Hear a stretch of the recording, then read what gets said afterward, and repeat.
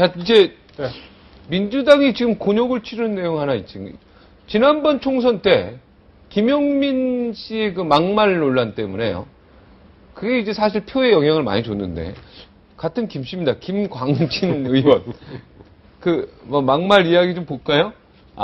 지금 얘기는 일단 채찍 수갑 몸에 개목걸이 양초 준비해 주시고 저런 건 지금 국회의원일 때 한 게 아니죠. 그렇죠? 예, 과거에 복장은 걱정 마세요. 이게 뭘 하자는 겁니까? 저렇게 만나서.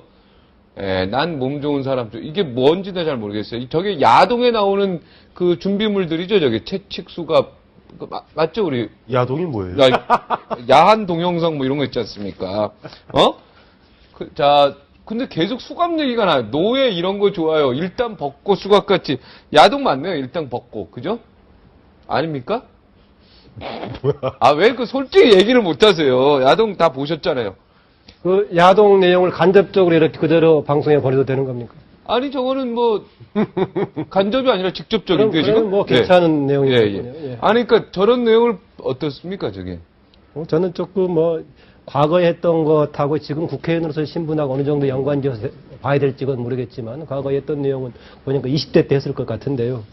그걸 비추어서 또 이제 김광진 의원의 또 성향이라든가 조금 자질 논란까지 가능하겠는데 일단은 좀 최근에 했던 말들은 조금 하여튼 대중들한테 조금 좋은 평가는 받지 못하는 비난의 대상이 될 만한 그런 발언을 한 것 같습니다. 북한에 더 믿음이 간다. 이건 어떻게 생각해요, 각동수? 저는 모든 글 썼던 거에 대해서 어떤 초등학생서부터 인터넷 글을 쓰게 할 때 사이버 공간에서 자기 모습을 근사하게 꾸미는 게 기본이다라고 얘기를 해왔습니다. 네. 정말 심하게 욕하고 거칠게 욕설을 담고 싶을 때도 차라리 그럴 때 속상합니다. 안쓰럽습니다. 안타깝습니다. 이렇게 자기만의 언어로 정화를 해라라고 얘기하는 이유가 간단한 게 그걸 보고 수많은 사람들에게 무엇보다 자기 자신이 시간이 지난 후에 주워 담지 못하게 되는 얘기가 있습니다. 연예인들도 예전에 썼던 글 때문에 그런 것들이 있기 때문에 근사하게 보여야 되는데 저는 이게 자꾸 오버랩이 되는 거예요.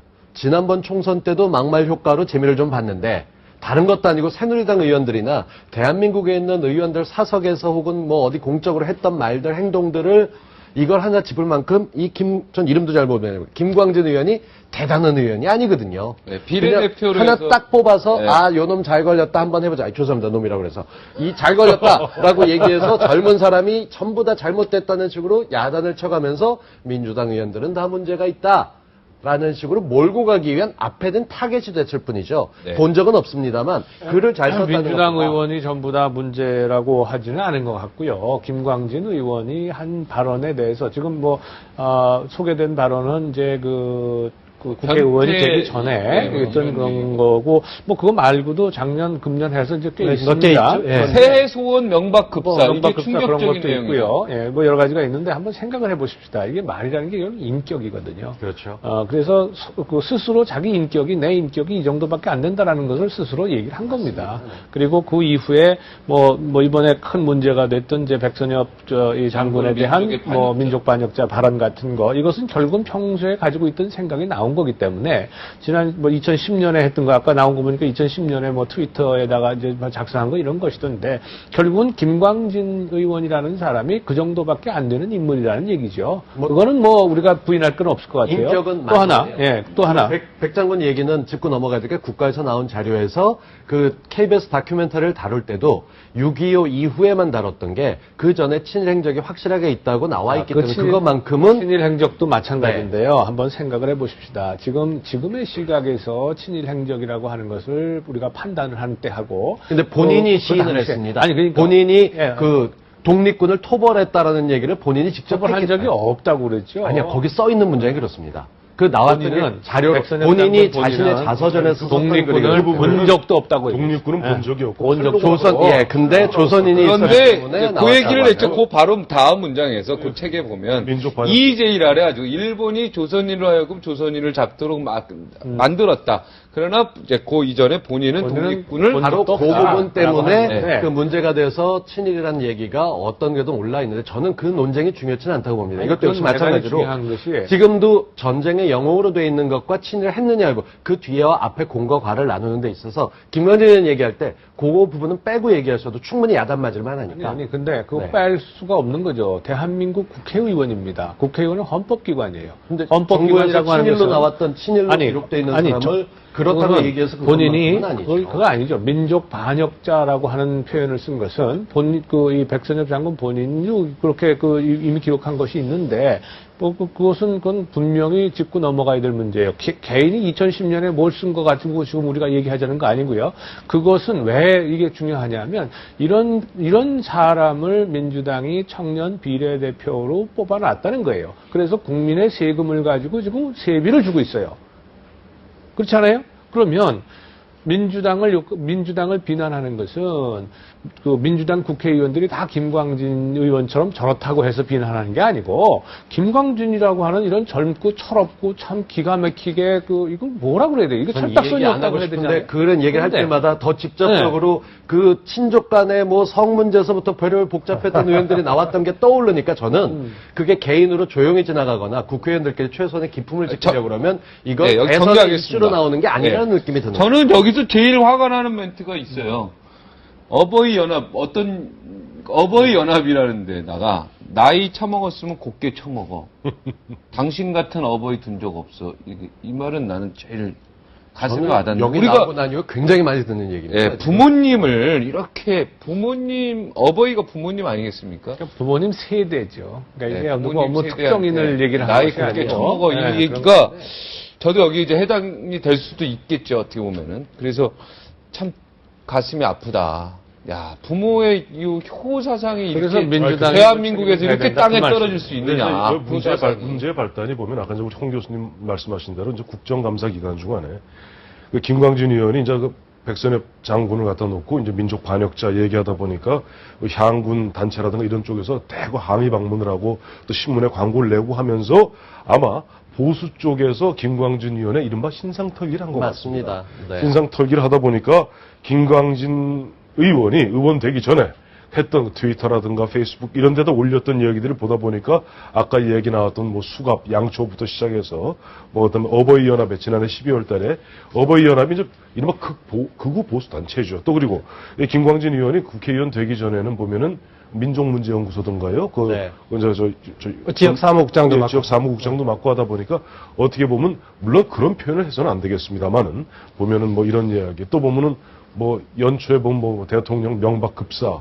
근데 사실 보면 어느 순간부터가 우리나라가 이제 대통령에 대한 최소한의 그 예의를 안 갖추는 것이 뭐 보면 지난 정부 때부터였죠. 뭐 지난 정부 때부터 사실 뭐 대통령 같은 거의 짐승에 비유하고 있잖아요. 뭐 가축에 비유하거나 뭐 이런 분위기에서 보면 이제 얘기했는데 이런 거 그렇습니다. 보면은 아까 저 본 곽동수 교수님도 그 말씀하셨습니다만은 지난 4.11 총선 때 김용민 막말 파동이 사실은 물줄기를 바꿔놨던 건 사실이에요. 그러나 이번 대선에서는 또 이러한 부분들을 갖다가 의도적으로 키울 필요는 없다고 봅니다. 피워서 정작 아까도 우리 저 모두에 얘기한 대로 지금 대선일까지 51일 남았는데 지금 각 후보의 비전이 뭔지 정책이 뭔지 그 양반들의 철학이 뭔지 지금 제대로 검증도 못하는 판에 이런 이야기들이 어떻게 보면 격가지 이야기들이 본질을 흔들어버리는 이러한 얘기들을 갖다가 자꾸만 키우는 것은 그거는 우리 유권자들이 현명한 판단을 위해서라도 그건 바람직하지 못한 것이 아닌가. 그래서 예를 들어서 지금 김광진 의원의 문제 그렇다고 이분이 국회의원이 된 다음에 어떻게 보면 이보다 훨씬 이 국회의원으로서 진짜 뭐 제명에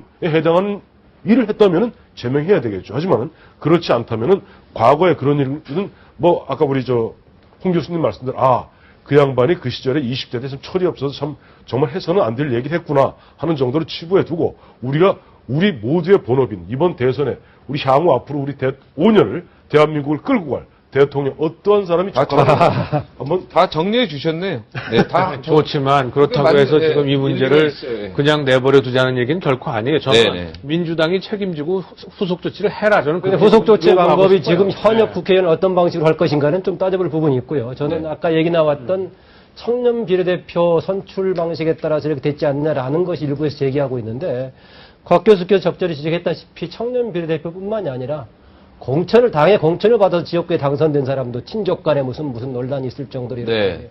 문제가 될 정도로 했으니까 향후 청년 비례대표를 포함한 비례대표 선출 방식을 포함한 우리나라 국회의원 선출 과정에서 이런 부분에 대한 꼼꼼한 검증 점검 과정을 어떻게 보완할 것인가 이런 부분에 대한 조금 긍정적인 보완책이 필요하다 그렇게 봅니다. 국회의원 될 때도 다 청문회 한 번씩 할까요? 장관 청문회 하는 거죠. 국회의원은 이 선거에 나가는 자체가 청문회예요. 아, 선거에 나가는 자체가 그 청문회. 선거 운동 기간 중에 네. 장관들 장관 후보자하고는 비교 안 될 정도로 엄청난 검증 공세에 시달립니다. 네. 이걸 뚫고 나와. 그래서 우리가 흔히 20만 선량이라고 얘기하는 것이 네. 국회의원들이 그런 과정을 겪었기 때문에. 그런데 말이죠. 이게 만약에 보궐선거 이런 데서 몇 군데 지역선거일 경우에는 집중적으로 점검이 되고 가능하죠. 예. 전국적인 선거가 될 때는 묻혀서 가버리기 때문에 그렇죠. 사실상 별로 네. 검증이 되지 않고 지나가는 경우가 허다하긴 합니다. 그걸 어떻게 청문회 하겠습니까? 제가 그냥 한번 해본. 아니에요. 동네에 가면요. 예를 들어서 시골 동네에 가서도 우리 구의원 하나 뽑지 않습니까?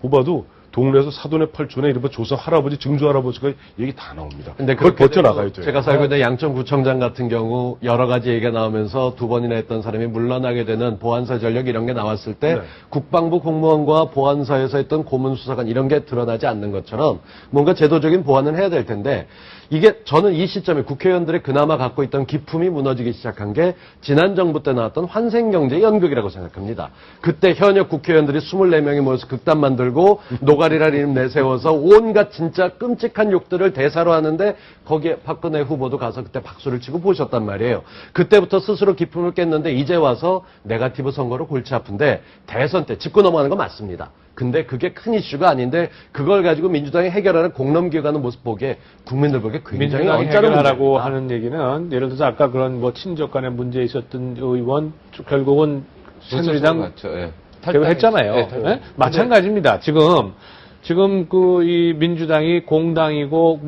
그렇다면 여기 이 자기 스스로 뽑은 비례대표 의원에 대해서는 마땅하게 책임을 지고 처리를 해야 되는 겁니다. 뭐 출당을 시키든지 제명을 시키든지 이건 알아서 하는 거예요. 물론 그 경우에 의원직은 유지하겠죠. 근데 말로 그렇지만 그렇게 해서 그러나 그- 민주당으로서 민주당이 자기네가 스스로 공천을 준 데에 대해서는 책임을 져야 정 교수님, 근데 그 둘을 나란히 놓긴 너무 작습니다. 이쪽에 애들이 한 얘기. 너무 아니 애들이 한 얘기가 아니, 아니죠. 다른 게 아니라 생각을 지금 나와서 해보세요. 욕먹고 있는 백선엽 장군 부분들은 같은 사람 화면에 없었으면 나왔던 대한민국에 거니까. 오늘이 있었겠습니까? 뭐 없는 거예요. 근데 그 역사를 부정한다 이 말이에요. 그건 곤란하죠. 백선엽 장군 이게 부분은 다른 개인 아까 얘기했던 살먹은 젊은 애가 한국전쟁에서 됐다면 기여한 내가 얘기를 안 부분하고 해. 그 이전에 친일 문제하고 기관이거든. 너무 두개 놓고 작은 논의해볼 여지는 얘기인데 있습니다. 그러니까요. 예를 들어서 뭐 세손이 명박급사 이건 작은 얘기는 아니지 않습니까 좀?